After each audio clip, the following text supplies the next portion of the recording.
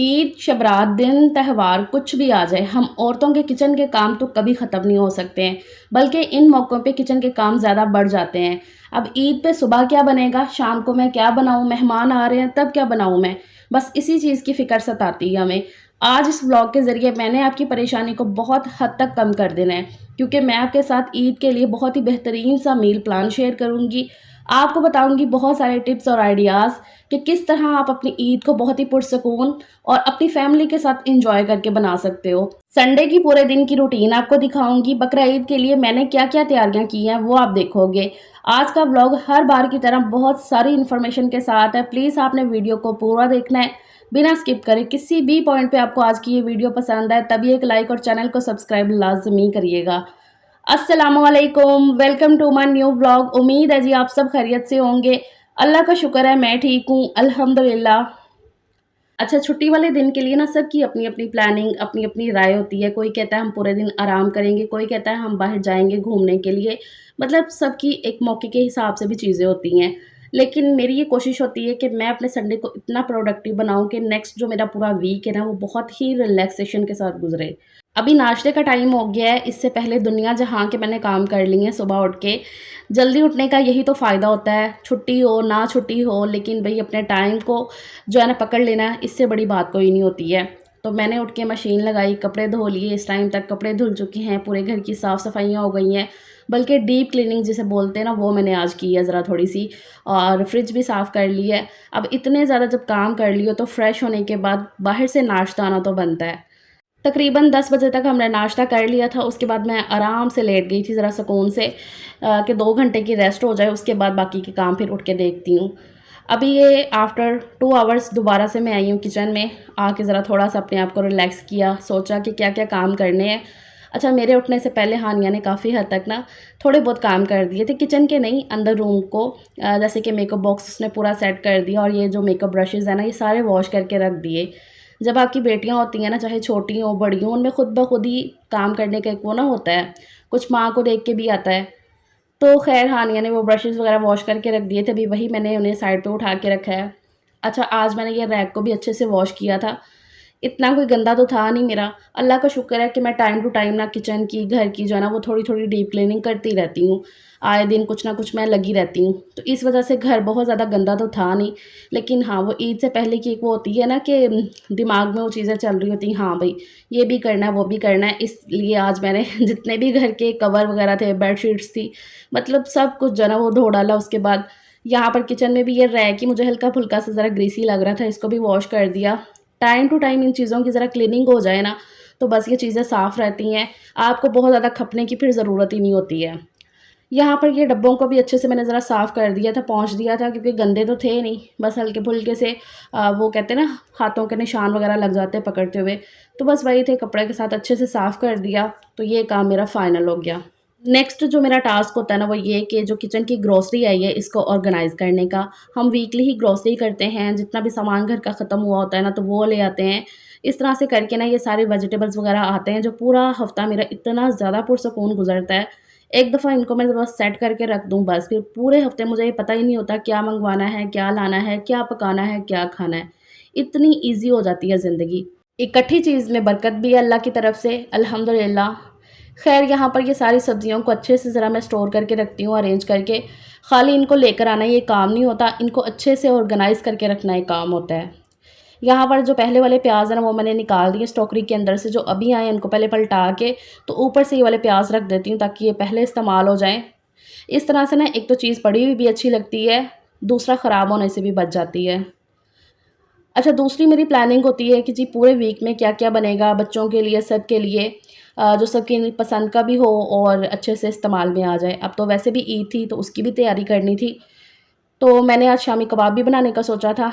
तो यहाँ पर मैंने दाल को, चने की दाल को भिगो के रखा हुआ था सुबह से ही। यहाँ पर मैंने प्रेशर में चने की दाल ऐड कर दी है भीगी हुई, इसमें थोड़ा-सा ही मैंने पानी ऐड किया है, और साथ में चिकन।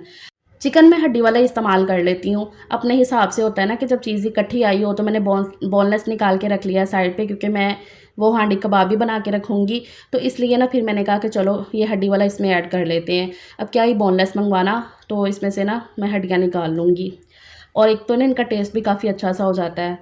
तो यहाँ पर चिकन भी मैंने ऐड कर दिया, साथ में एक छोटू सा प्याज डाला है, अदरक लहसुन साबुत ही ऐड कर दिया, साथ में कुछ सब्ज़ मिर्च उनको काट के ऐड कर दिया, लाल मिर्च पाउडर, नमक, हल्दी पाउडर, ज़ीरा धनिया पाउडर, ये सारे मिर्च मसाले इसमें मैंने ऐड किए हैं और बस इनको प्रेशर लगा देती हूँ। गर्मी इतनी ज़्यादा हो रही है ना, बस के टाइम टू टाइम दिल करता है कि कुछ ठंडा ठंडा खाते पीते रहें। तरबूज से बेहतर कुछ नहीं हो सकता माशाल्लाह अल्हम्दुलिल्लाह से। यहाँ पर जी मैंने एक बड़ी सी प्लेट तैयार कर ली है तरबूज़ की, मेरी पूरी फैमिली के लिए, अल्लाह का शुक्र है। तरबूज़ इस तरह से ना हम इकट्ठे बैठ के ना सब खाते हैं, इस तरह से कनाली में डाल लिया, ठंडा कर लिया अच्छे से इसे और नमक डाल के इस तरह से खाओ, साथ साथ बातें होती रहती हैं, इतना अच्छा लगता है, पुरसकून सा अल्हम्दुलिल्लाह। छुट्टी का दिन होता है, हस्बैंड घर पे ही थे, तो अल्लाह का शुक्र है, माशाल्लाह लाज़मी बोलिएगा प्लीज़। अच्छा, उसके बाद मैं फिर से आ गई हूँ जी किचन में। एक दफ़ा थोड़ा-सा ज़रा रिलैक्स कर लिया खुद को, दोबारा से एनर्जी अपने अंदर जो है ना वो भर ली और फिर से अपने कामों में लग गए। अच्छा, ये जो मसाले हैं ना, ये मैं हमेशा घर में पीसती हूँ। ज़ीरा धनिया पाउडर हो गया, गरम मसाला पाउडर हो गया, मैंने कभी भी बाहर का नहीं लिया। एक तो बाहर के मसालों में ज़रा भी वो ना टेस्ट वग़ैरह नहीं होता और अच्छे भी नहीं होते हैं। तो इसलिए मैं हमेशा घर में ही मसाले बनाती हूँ और बकरा ईद के लिए तो फिर स्पेशल हो जाता है ना, क्योंकि गोश्त वग़ैरह में ना ये सारे मसाले सही रहते हैं। यहाँ पर मैंने ज़ीरा और धनिया इकट्ठा जो है ना इनको रोस्ट कर लिया था, ड्राई रोस्ट करके हल्का सा ये जब भुन गया तो इनको निकाल दी गई हूँ। गरम मसाला भी इसी तरह से मैंने ड्राई रोस्ट किया है और अब इनको बारी-बारी से इस तरह से ना पीस लेती हूँ। यहाँ पर इनका ज़रा पाउडर बन गया, बहुत ज़्यादा मैं इनको बारीक नहीं करती हूँ, हल्का सा दरदरा रहता है तो अच्छा लगता है। ये गरम मसाला पाउडर है, इससे पहले ज़ीरा धनिया पाउडर मैंने बना लिया है, तो ये काम से भी फ़ुर्सत हो गई, ईद की तैयारी ये भी बढ़िया सी हो गई है। ये मसाले बड़े ज़रूरी होते हैं गोश्त वग़ैरह में, तो अल्लाह का शुक्र है ये मसाला की डब्बियाँ मेरी बिल्कुल सेट हो गई हैं। तब तक यहाँ पर प्रेशर भी चल गया था। अच्छा, प्रेशर आपने ना बिल्कुल इसे देना है 5 मिनट के लिए तेज़ आंच पे। जब दाल अच्छे से भीगी होती है, चिकन इतना गलने में टाइम नहीं लेता है और पानी उतना ही इसमें इस्तेमाल करना है जितना दाल भी गल जाए और चिकन भी इसमें पक जाए अच्छे तरीके से, क्योंकि चिकन भी पानी अपना रिलीज़ करता है। इस हिसाब से मैंने पानी ज़रा कम ही रखा था। यहाँ पर दाल और चिकन अच्छे से हो गया है, पानी ज़रा भी नहीं था उसमें, आपने देखा है। तो मैंने उसकी बोटियाँ निकाल के उसमें से हड्डियाँ सेपरेट कर दी और बोटियों को ऐड कर दिया दोबारा से और ये काम हस्बैंड को दे दिया इसको कूटने के लिए। संडे का दिन ना इसलिए भी मुझे ज़रा अच्छा लगता है कि हस्बैंड घर पे होते हैं, तो इस तरह से ना छोटे-छोटे कामों में हेल्प कर देते हैं, तो अल्लाह का शुक्र है बहुत अच्छे से हो जाता है सब कुछ। नेक्स्ट मेरा ये जो मैनुअल चॉपर है, इसके ब्लेड को आज मुझे तेज़ करना था, इसकी जो शार्पनेस है ना ज़रा कम हो गई थी। तो इसको घर में ईज़ी तरीके से आप तेज़ कर सकते हो। बहुत सारी बहनों के पास ये चॉपर होंगे। अच्छा, इसके अंदर ना आपने नमक ऐड करना है, इस तरह से भर के नमक ऐड कर दिया और इसको तेज़-तेज़ चला देना है। ये बहुत ही अच्छा आइडिया है और ये मेरी एक सब्सक्राइबर ही हैं जिन्होंने मुझे टिप दी थी आज से कुछ टाइम पहले, कुछ महीने पहले। उन्होंने कहा था कि आप ही इस तरह से आप तेज़ कर सकते हो। उसके बाद जब मैंने ट्राई किया और वाक़ई में ब्लेड इस कदर तेज़ हो गए थे इसके कि मैं आपको आगे दिखाती भी हूँ, आपको वाज़िया फ़र्क नज़र आएगा पहले में और बाद में। इस तरह से मैंने अच्छे से पुश कर दिया था, ज़रा 1 से 2 मिनट के लिए मैं चलाती रही थी। तो ये देखो जी, इसके ब्लेड जो है ना काफ़ी हद तक विज़िबल होने लगे हैं। ये देखो इस तरह से कितने तेज़ हो गए हैं ना, तो बहुत फ़र्क पड़ता है इससे। किचन में ये काफ़ी काम आता है चॉपर। अच्छा, ये जो इसका हैंडल है ना, ये स्मूथली इतना वर्क नहीं करता है कुछ-कुछ टाइम के बाद ना, तो इसके अंदर सिर्फ़ 1 से 2 ड्रॉप आप कुकिंग ऑयल के ऐड कर दो, सिर्फ़ 1 से 2 ड्रॉप। सरसों का ऑयल भी ले सकते हो, लेकिन अब किचन में खड़े हुए हैं तो यही वाला ऑयल ऐड कर दो और बस इतना ही स्मूथली फिर काम करने लगता है ना कि वो जो इसकी अटक वगैरह होती है ना, वो ख़त्म हो जाती है और ये आपका चॉपर जो ना बिल्कुल सही रहता है। बकरा ईद है तो काफ़ी ज़्यादा इस्तेमाल होगा इस चॉपर का। अच्छा, जो चिकन अभी मैंने मंगवाया था उसको मैंने बोनलेस सेपरेट कर लिया था, उसका मैं यहाँ पर सारा कीमा कर लूँगी क्योंकि मैं बनाऊँगी कबाब। आज हांडी कबाब का सालन बनेगा जो अरूज की दावत पे बना था। आप सब बहनों को काफ़ी ज़्यादा पसंद भी आया। बहुत सारी बहनों ने कहा कि आप इसमें क्या मसाले आपने ऐड किए, किस तरह से बनाए। यहाँ से एक चीज़ पता चलती है कि आप व्लॉग पूरा अच्छे से देखते नहीं हो, स्किप करके देखते हो ना किया करो ऐसे, प्लीज़ पूरा देखा करो, बहुत मेहनत हुई होती है व्लॉग में। अच्छा, यहाँ पर ये जो लास्ट वाला बैच है ना कीमे का, इसके अंदर अभी ये साबुत अदरक, लहसुन, सब्ज़ मिर्चें इनको मैंने काट लिया था और हरा धनिया ये मैं ऐड कर दूँगी और साथ में ये ब्रेड के स्लाइसेस। ये ना अच्छे से कीमे को ज़रा बांधे रखने के लिए, हालाँकि चिकन का कीमा है, नहीं टूटेंगे कबाब, लेकिन फिर भी मैंने 2 स्लाइसेस ऐड कर लिए हैं ब्रेड के। अच्छे से इनको चॉप कर लिया है और ये सारे कीमे के अंदर मैं ऐड कर देती हूँ। सजील की अपने बड़े बेटे की फ़रमाइश पे आज मैं ये कबाब दोबारा से बना रही हूँ और कुछ अपनी वो बहनों को याद रखते हुए जिनके कमेंट्स आए थे कि आप ही हमें समझ नहीं आई है आपने क्या-क्या ऐड किया है इसमें। तो मैंने कहा कि चलो मैं ईद के लिए भी बना के रख दूँगी, कुछ अभी के लिए हो जाएगा, क्योंकि मेरा सजील जो है ना मटन बीफ बिल्कुल नहीं खाता है और वैसे भी कुर्बानी भी हमने नहीं की है। अच्छा, इसमें मैंने वो सारा कुछ जो चॉप किया वो ऐड किया, साथ में प्याज थे 2 छोटे साइज़ के, उनको मैंने चॉप करके उनका पानी निचोड़ लिया था, वो इसमें ऐड कर दिया। स्पाइसेस में इसमें मैंने डाला है कुटी लाल मिर्च, ज़ीरा धनिया पाउडर, नमक, हल्दी पाउडर, गरम मसाला पाउडर और कुलवंजी, वो ऑप्शनल है, वो आप डालो, आपकी मर्ज़ी है। और साथ में मैंने 2 चम्मच जितना इसमें घी ऐड किया है, उससे जो है ना कबाब बड़े सॉफ्ट बनते हैं अंदर से, मतलब हार्ड नहीं होते हैं। तो 2 चम्मच इसमें मैंने घी ऐड कर लिया था। अच्छे तरीके से इसको मिक्स कर लिया, जैसे आटा गूँथते हैं ना, उसी तरह से आपने इसे मिक्स करना है अच्छे से, ताकि ना सारा कीमा मसाले यकजान हो जाएँ। यही रेसिपी है कोफ्तों की, चाहे इन्हें कोफ्तों की शेप दे लो या इस तरह से कबाब की शेप दे लो, वो आपकी अपनी मर्ज़ी है। सेम ही रेसिपी है, कोफ्ते बना लो या कबाब बना लो, मतलब कि इनको गोल कर लो तो ये कोफ्ते बन जाएँगे, इस तरह से कबाब की शेप दे लो तो ये कबाब बन जाएँगे। तो इस तरह से अच्छा, ये सेम रेसिपी को आप बीफ में ट्राई कर सकते हो। हाँ, मुझे पूछ रही थी मेरी कुछ बहनें कि इस चॉपर के अंदर क्या बीफ का कीमा हो जाएगा, तो उसका मुझे इतना आइडिया नहीं है। बीफ में और चिकन में ज़रा फ़र्क तो होता है, तो अगर आप बाहर से भी कीमा करवाओ ना, तो यही सेम रेसिपी को फ़ॉलो करना, बहुत अच्छे से आपके कोफ्ते कबाब वगैरह बन के तैयार होंगे। इस बकरा ईद पे इसे मटन में, बीफ में, जिसमें भी दिल करे आप बनाओ, खुद भी खाओ, मेहमानों को एंजॉय करवाओ, अच्छा लगेगा। अच्छा, यहाँ हॉल में बैठ के मैंने सारे कबाब बना के तैयार कर लिए थे आराम से पंखे के नीचे, और उसके बाद मैंने रख दिया उन्हें उठा के फ्रीज़र में। आज ही मैंने फ्रिज साफ़ की थी, तो मैं ज़रा फ्रिज को ना दोबारा से ऑर्गेनाइज़ कर रही थी, उसके अंदर जो मैट वगैरह निकाले थे वो अरेंज कर रही थी। ख़ैर तभी फिर हानिया ने आवाज़ दी कि मम्मा अंदर आओ ज़रा, तो मैं अंदर आई तो उसने ये कुछ डेकोरेशन की हुई थी, शीशे के ऊपर इस तरह से क्ले के डिफरेंट कलर में ऐसे फूल बना के ना तो उसने लगाए हुए हैं। तो मुझे कह रही है कि मम्मा अभी मैंने सिर्फ थोड़े ही लगाए हैं, मैं कह रही थी कि आप डांटो ना, तो अगर आप कहती हो ना तो मैं फिर सारी तरफ लगा देती हूँ। मैंने कहा नहीं हानिया, इतने नहीं सही रहेंगे, बस जितने लग गए ना इतने ठीक है, बहुत अच्छे बनाए हैं। उसको ये सारी फ़न एक्टिविटीज़ करके ना बड़ा अच्छा लगता है और वो करती रहती है। छुट्टियाँ हैं तो बच्चों ने अब यही करना है, तो इस तरह से ना वो कुछ ना कुछ एक्टिविटीज़ बनाती रहेगी, काटती रहेगी, ऑर्गेनाइज़र ऐसे बना-बना के ना तो अपने रखती रहेगी। इसको उसने आजकल ना अपना स्टडी टेबल सा बनाया हुआ है। अपनी कुछ ना कुछ वो एक्टिविटी करती रहती है, उसका जो फ़ेवरेट काम है ना यही है। कुछ पेंटिंग कर ली या इस तरह से कुछ एक्टिविटी कर ली। ख़ैर अल्लाह का शुक्र है, बच्चे इसी तरह से ना कुछ सीखते रहते हैं। अच्छा जी, उसके बाद मैं फिर से आ गई थी अपने काम में। जो पालक मैंने मंगवाई थी, इतनी वो ख़राब निकली, उसमें से ना काफ़ी हद तक पालक ख़राब निकल आई। आज मैं खुद नहीं ना गई, हस्बैंड गए थे। मैं उन्हें कह भी रही थी, कहते ये क्या बात हुई? तुम भी ऐसे ही लेकर आती हो, कोई चुन के नहीं लेकर आती हो। लेकिन मैंने कहा हाँ, औरतों की एक वो ध्यान होता है ना कि उनकी नज़र पड़ जाती है ख़राब चीज़ पे फ़ौरन, तो मर्द हज़रात की उतनी नहीं होती है। ख़ैर फिर जितनी भी पालक निकली थी उसको मैंने बॉयल करने के लिए रख दिया। पानी जैसे बॉयल हुआ तो उसमें मैंने पालक के सिर्फ़ पत्ते तोड़ लिए थे, अच्छे से वॉश कर लिया था, वो उसमें ऐड कर दी। उसके बाद टमाटर मैंने सारे काट लिए थे, जितने भी आए थे घर में टमाटर अच्छे से काट के, तो उनको मैंने ज़िप लॉक बैग में डाल दिया है। इस बार मैंने पेस्ट नहीं बनाया क्योंकि ना मैं टमाटर जो है ना चावलों में कटे हुए इस्तेमाल करती हूँ, तो मैंने कहा फिर ऐसा करती हूँ कि सारे ना काट के ऐड कर देती हूँ।